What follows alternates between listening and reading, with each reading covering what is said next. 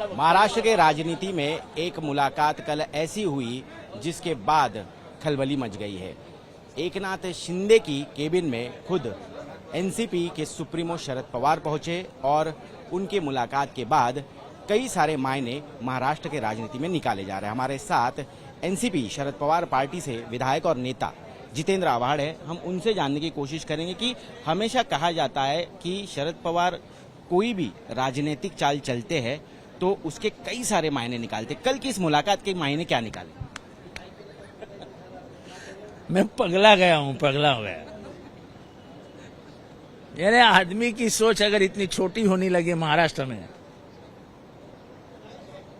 तो यानी ये सब महाराष्ट्र की राजनीति की जो संस्कार और संस्कृति है वो अरबी समंदर में फेंक दो उसको।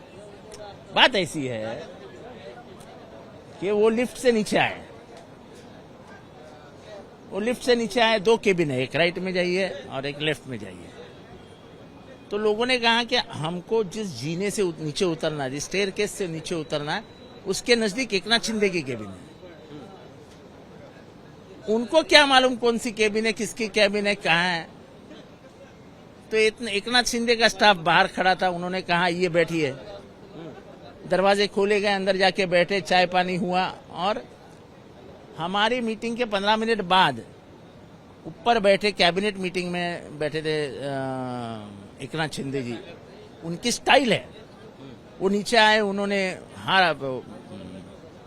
शॉल निकाली, पहनाई और उन्होंने कहा शरद पवार जी से कि मेरी कैबिनेट मीटिंग चालू है, मैं जाऊं। शरद पवार जी तो पार्लियामेंट्री डेमोक्रेसी के पुजारी है, उन्होंने बोला मीटिंग मत छोड़िए, आप पहले जाइए। खत्म हुई मुलाकात। तो इसके मायने क्या आते हैं? चाय अच्छी थी, आप लोग भी जाके पीजिए, चाय बहुत अच्छी थी। हम तो पीते ही है, लेकिन आप लगातार पीते, यही आपके सहयोगी दल उद्धव ठाकरे की शिवसेना, उन्होंने काफी कड़ी नाराजगी जताई है। उनका साफ कहना है कि आप गद्दारों को प्रतिष्ठा दे रहे हैं। मैं उनके बारे में नहीं बोलना चाहता हूं, वो बहुत बड़े लोग हैं। जहां तक मेरे को शरद पवार जी का चाल चलन चरित्र मालूम है, जहां तक उनकी उम्र मालूम है, उनको चलने में क्या दिक्कत है वो मुझे मालूम है।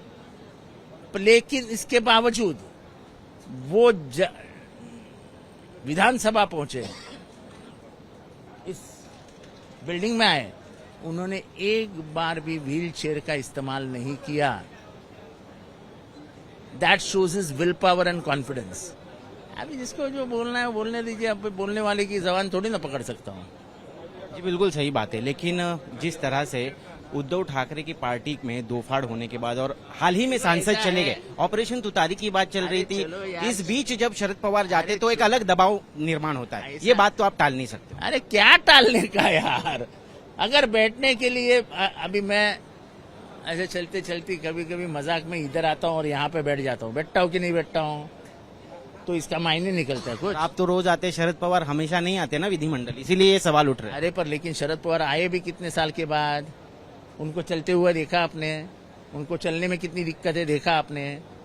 अगर आपके पिताजी इस हालात में चल रहे हैं और आपके बिल्डिंग में वो थक गए पहली मंजिल पे ही, तो आप क्या बोलेंगे? नहीं नहीं पिताजी तुम थके तो ठीक है, लेकिन खड़े रहो वहां पे, हम किसी के घर में नहीं जाएंगे।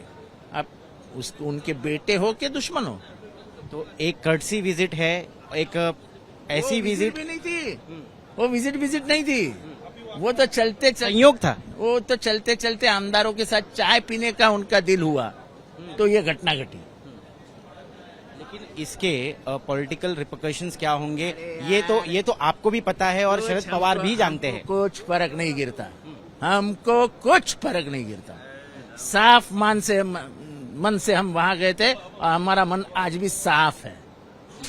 तो इसके कुछ मायने निकलते हैं, इसमें से कुछ महीना निकलती है, तोता निकलता है, हमको नहीं मालूम। क्रेडिबिलिटी पर सवाल उठा रहे संजय राउत। तुम तो कुछ भी निकालोगे ना, तुमको तो संजय राउत कह रहे हैं, हम क्यों कह रहे हैं? हक है ना भाई, तुम कुछ भी बोल। संजय राउत आपके दोस्त है, आपके मित्र, वो कह रहे हैं कि क्रेडिबिलिटी पर सवाल खड़ा होता है। पहली बार उन्होंने निशाना साधा है शरद पवार पर, हालांकि वो भी मुरीद है उनके। अरे दोस्त है उनके, मुरीद है, भाईचारा है दोनों में। संजय राउत को अधिकार है शरद पवार जी को बोलने का, बोलते रहे।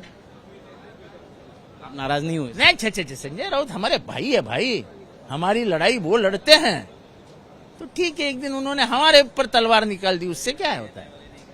चलिए धन्यवाद। ऐसा ही बड़ा दिल रखकर राजनीति कीजिए। तो एक तीर में कई सारे निशान साधे हैं शरद पवार की इस मुलाकात ने, और जिस पर प्रतिक्रिया दे रहे थे शरद पवार की पार्टी के विधायक और नेता जितेंद्र आव्हाड। कैमरा पर्सन राजू इनामदार के साथ मैं ऋत्विक भालेकर, मुंबई, आज तक।